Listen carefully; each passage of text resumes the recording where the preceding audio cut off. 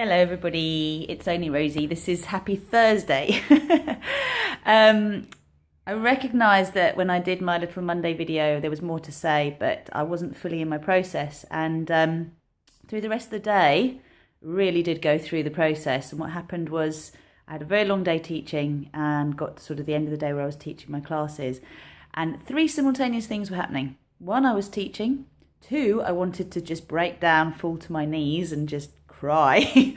And three, I was receiving some kind of cosmic download. And I know that's going to sound ridiculous to some of you, but just, I know some of you will know what I mean. And what actually happened on Monday was my seed self, the seed thought that basically, or the belief that governs everything in my life. And, you know, in any area where things aren't working on a deeply personal level, it all comes down to this seed belief. The seed belief was, I am not good enough. I am not good enough.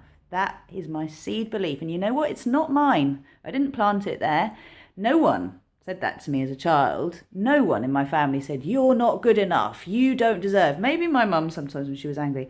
This is something that's been coming through from one generation to the next. It's in the cellular coding. Where on earth we got, I'm not good enough. I don't deserve. I'm not enough. It's not okay for me to be happy. It's definitely something that's been running through my family line. I know I have struggle on both sides of my family, maternal and paternal, and what you grow up around you think is normal. So as this little realization came about while I was trying to teach as normal and everything else, it was like I could see it. And as my mentor said to me yesterday, it's like the mustard seed quote in the Bible, you know, faith. If you just have faith the size of a mustard seed, all things are possible. But if you have a negative belief the size of a mustard seed, watch it corrupt absolutely everything. And I'm thinking about GM crops and how they corrupt everything. So I took this little seed and I transformed it, and I use the different techniques that I work and I teach in my workshops and my classes, and also work with some other visualizations just to shift it into I am enough, I am good enough. And this has been my mantra. And, you know, it's across every area, whether it's, you know, personal relationships, financial, family relationships. If you have something as insidious as that sort of, you know, undermining you all the way, then it's there, it's in your filter, it's in your perception, it's how you see the world. So really nice to feel an integration and to be aware that that was there. And it felt as though, honest to God, I have been on a spiritual path since I was 13 years old, asking questions. I have tried so many things over the years.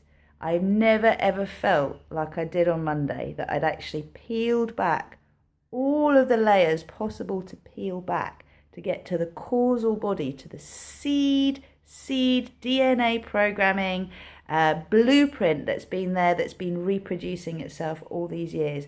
And you know what? I know I've got to it. It feels like I've got to it. So let's just see what happens now in the next few weeks, next few months. But I wanted you to just be aware of this. This process is like happening as I speak. I'm being really honest about it because I'm going through a really, really big shift and a huge paradigm shift. So, you know, you get all these practice runs and then you do the really big ones. And if I go through it, then I can support you through it. So nothing to fear, my dears. Enjoy and contemplate what your seed thought might be. Going back to the idea that, you know, the subconscious sabotaging the conscious programming. So the subconscious programming is sabotaging the conscious programming. When you notice that you're low on energy, this is often the result of the fact that there is self-sabotage going on. So all the energy that was invested in me saying to myself, I'm not good enough, and looking for reasons why I'm not good enough, is now available to go towards my hopes and dreams, to literally be the wind beneath my wings. Now, if I have spent so much time upholding that belief, no wonder it's exhausting. So now all of that energy has been made available for my deepest held desires, the things I most want to manifest.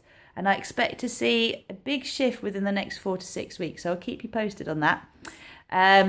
And what I'd say is the ultimate mudra for managing to harmonize opposites is just to bring your hands to your heart, press your hands together, and work with Anjali Mudra, so that the prayer pose press, which actually helps to harmonize everything. Try it out, see, and honor your shadow, because it will teach you everything you need to know. Have a wonderful week. Take care.